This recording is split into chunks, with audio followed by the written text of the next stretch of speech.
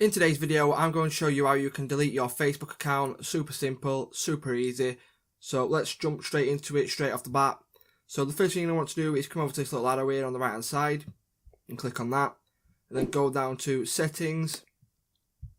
And then once you've clicked on settings, you'll be brought to this page.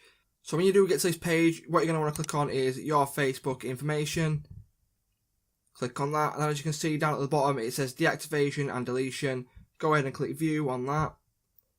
And then you'll be brought to this page, and it says you get two options here. You can deactivate your account, which will keep your account open so you can reactivate it in the future, or you can permanently delete your account at the bottom. So select whichever one you use, and as you can see, permanently delete your account. You cannot recover it, so if you do want to recover it in the future, make sure you select deactivate account.